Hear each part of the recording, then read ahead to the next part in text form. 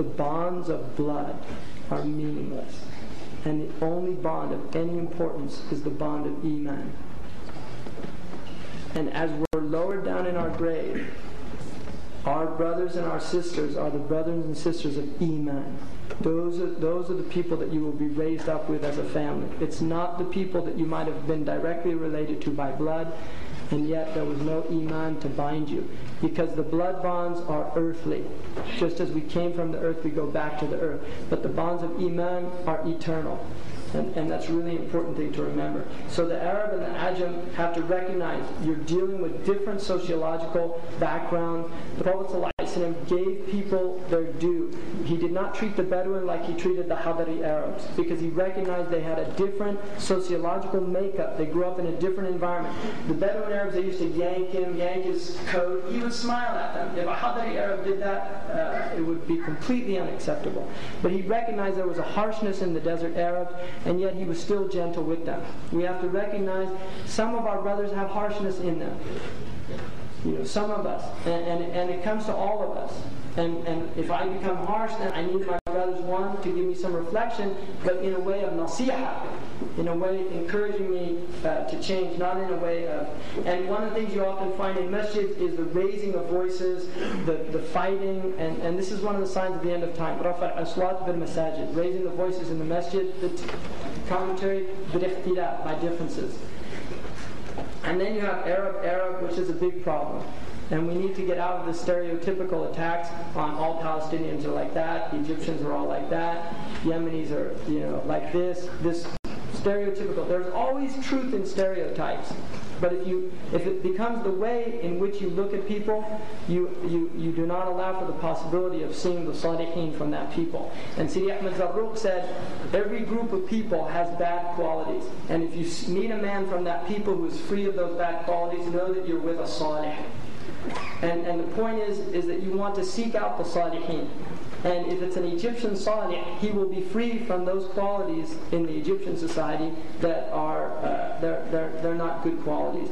If he's an American Salih, it'll be the same. If he's a Yemeni Salih, it'll be the same. But you have to recognize every community has their people. And for the faults of the Muslims, we should try our best to lower our eyes. There are obviously many subtypes that go into that, but we need, given the time that we're living in, the age that we're living in, as an ummah, we have to start coming together. Imam Suyuti, Ibn Hajar al-Asqalani, and Imam Sha'rani all said that this ummah would come to a close by the end of the 15th century. We're in over 1530 by the Bi'tha point, and 1419 by the migration point, the hijrah. And really the signs are very clear, and we need to unite as an ummah. We have a great deal of enemies, and we have to stop making enemies of ourselves. And we need to really begin to excuse each other and take this to heart. If everybody in this auditorium did that, you would be a transforming element in your own communities. But this is based on mujahada within our own selves. We have to struggle against our own self. We have to begin to unite on broad-based principles. We have to begin to overlook at this stage in the game. If the house is burning down and the man's handing you a bucket, you don't say you follow a madhab or not. You take the bucket and you pass it down the line. And Dar al-Islam is on fire. And we need to put out the fire and get our house in shape. Really, we need to put our house in shape. And every brick we're trying to put on, we've got a million enemies trying to pull it off. Right? So we need to work together instead of each other, taking the brick of another and throwing it down. And recognizing that Islam is a universal tradition. It encompasses many, many views and viewpoints, and our Prophet taught tolerance, and he taught different ways of viewing things. And the other thing that I would say is, in many ways, the West is being given to us. It's being given to us. The Prophet ﷺ in Mecca, the only thing that he wanted was to be able to speak freely. In these countries, we can still speak. We can go out and talk to people. We can call people to Islam. But if we're calling them to that rubbish bin in the picture, it's just not a very appealing picture. I mean, we should be calling them to those other pictures. The straight and narrow. the beautiful natural fitra nature of Islam.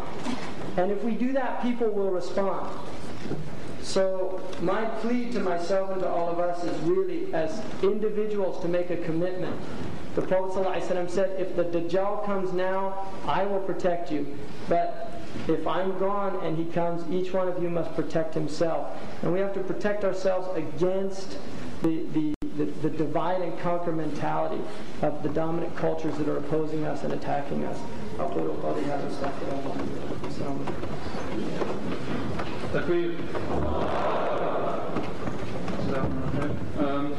Okay, inshallah, we'll be breaking for Salat al-Maghrib, which I think the time starts about 9:15, if I'm correct. We have somebody who would like to take Shahada, I believe. With Hamza? Yeah?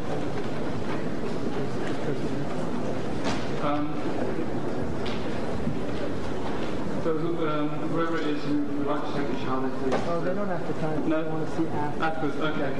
We'll make some time afterwards, inshallah. Okay, this brother wants to talk to you. What's your name? My real name. My name is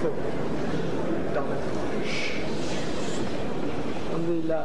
We have a brother to be, inshallah, who wants to say Shahada, leaving Hinduism and embracing Islam, alhamdulillah. So this is the blessing of Islam, wallahi. You know, and this is a proof of the message of Islam, and you know, this is you know, India and Pakistan are dropping atomic bombs, right? Dropping atomic bombs now, right? And the truth is that all of the crises, it has nothing to do with religion, or it's all just hubris and pride and arrogance and all of these diseases of the heart. That's what it's about.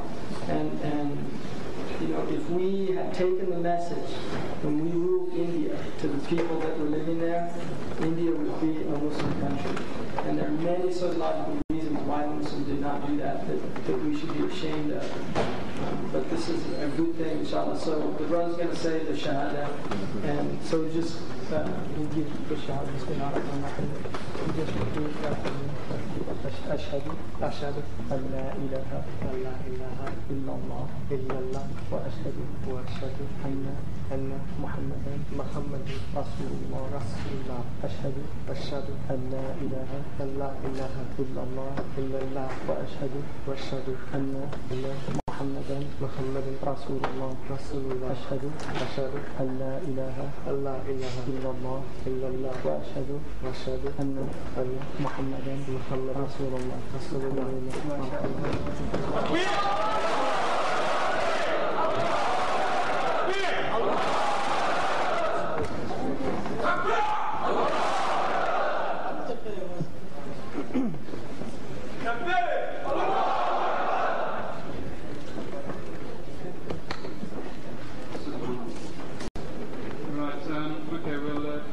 take a break for just a couple of things before we do.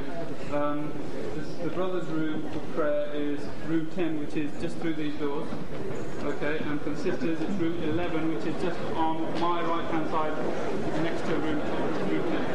Also, the Kalam magazine is on sale, which is special price for £1 now. And there's food as well, which is